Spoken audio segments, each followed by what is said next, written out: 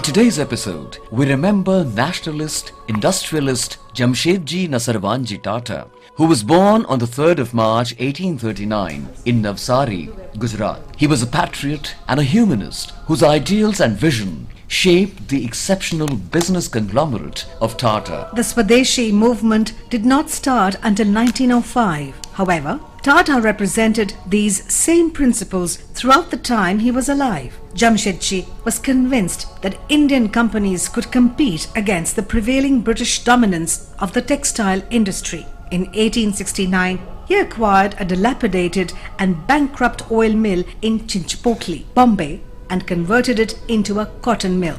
Jamsedji went on an extended visit to England and conducted an exhaustive study of the Lancashire cotton trade. On the 1st of January 1877, the day Queen Victoria was proclaimed Empress of India, the Empress Mills came into existence in Nagpur.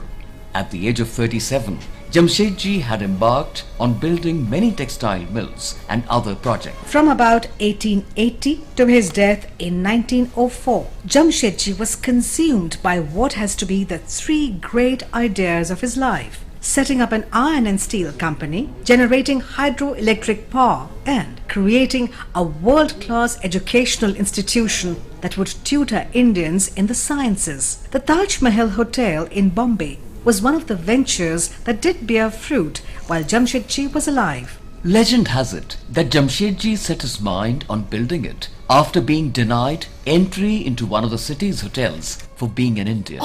Indeed, it can be said that Jamsedji Tata employed the wealth he created to enrich India and her people. We salute the great patriot. We also remember freedom fighter and one of the greatest Urdu poets, Raghupati Sahai, better known by his pen name Firaq Gorakhpuri, who died on the 3rd of March 1982. He left his position of deputy collector to follow the independence struggle under the influence of Mahatma Gandhi.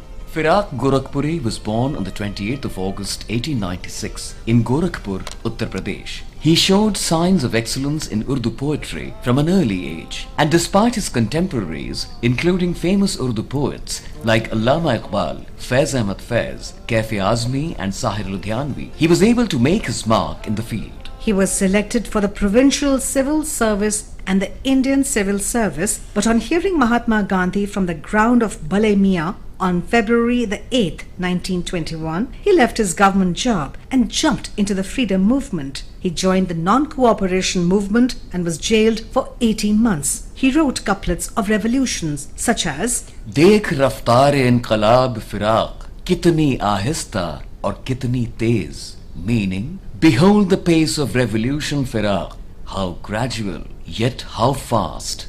After independence, Gorakhpuri joined Allahabad University. During this time, he wrote many poems including Gul-e-Naghma that earned him the Gyanpith Award and the 1960 Sahitya Academy Award in Urdu. In 1968, he received both the Padma Bhushan and the Soviet Land Nehru Award. He also worked as a research professor at the University Grants Commission and as a producer emeritus at All India Radio. He wrote more than a dozen volumes of Urdu poetry, half a dozen of Urdu prose, several volumes on literary themes in Hindi, as well as 4 volumes of English prose on literary and cultural subjects. We salute the great Indian. We also remember freedom fighter Sitaram Dubey of Shahabad, Bihar, who actively participated in the non-cooperation movement of 1920, the civil disobedience movement of 1930, and the Quit India movement of 1942. He died in the Patna camp jail on the 3rd of March 1943. We salute the great son of the soil.